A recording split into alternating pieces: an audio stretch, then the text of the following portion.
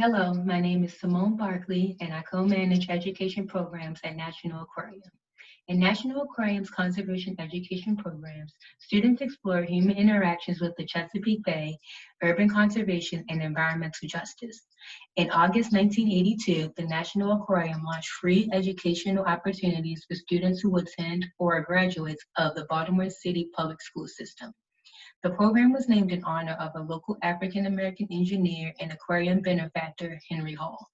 Since then, the aquarium has continued to build and sustain a robust continuum of STEM education programming designed to inspire conservation of the world's aquatic treasures and introduce youth to careers in science.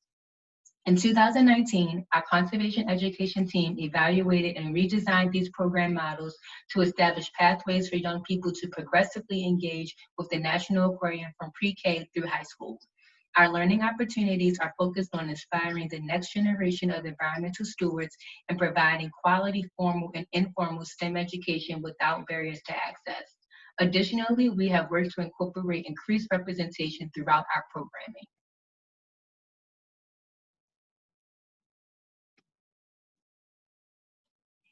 In Baltimore City, where the median household income is nearly 50% less than that of the state of Maryland, access to often expensive out-of-school summer programming is especially difficult for city students.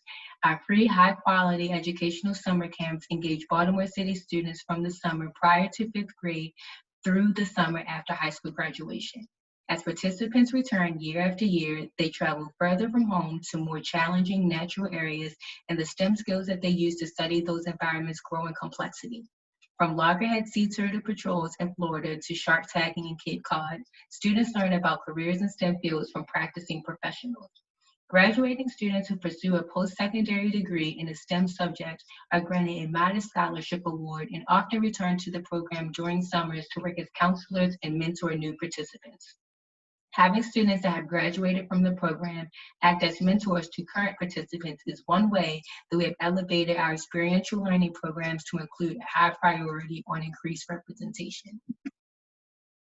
In our NOAA, BWED, and Chesapeake Bay Trust funded What Lives in the Harbor program, students complete a MWE, Meaningful Watershed Education Experience. The program begins in the classroom where teachers introduce the concept of a watershed and have students research animals that could potentially live in Baltimore's Inner Harbor. During their visit to our campus, students test Inner Harbor water for pH, salinity, dissolved oxygen, temperature, and turbidity.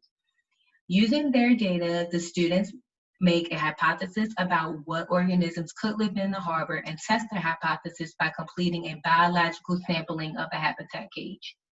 This program also empowers and educates pre-service teachers and natural science majors from two local historically Black colleges and universities, Coppin State University and Morgan State University. These interns serve as on-site instructors during the students' field experiences at the aquarium, which is yet another way that we have promoted representation in our programming. After visiting, students analyze the results of their data and make recommendations for how to improve the harbor ecosystem. The feedback from our participants, teachers, partners, and funders reiterates how valuable these experiences have been to our audience. This summer, we transitioned to a virtual camp and had a Black woman who owns a 10-acre farm in Baltimore speak to the high school students. At the end of her session, one student requested to interview her because she was so impressed and had never met anyone in the city who looks like her doing this work. In another program this summer, students were exposed to various careers in the environmental field. All of those who spoke graduated from HBCUs, and when the students gave feedback on one speaker, an engineer, they talked about how much they stand Black Girl Magic. Teachers have expressed gratitude that we have educators who look like their students in Baltimore City and how powerful it is to see those connections. Our funders and peer environmental organizations who have come to site visits have shared that they want to learn more from us about how to include diversity and inclusion efforts in programming. If you work with an audience that has a large minority population like us, you can secure interns from HBCUs or have high school students mentor your middle schoolers or reach out to local community members doing the work to take your environmental education programs to the next level. We are not perfect and still have a long way to go, but we are working extremely hard to ensure that our audience sees themselves in conservation. Thank you.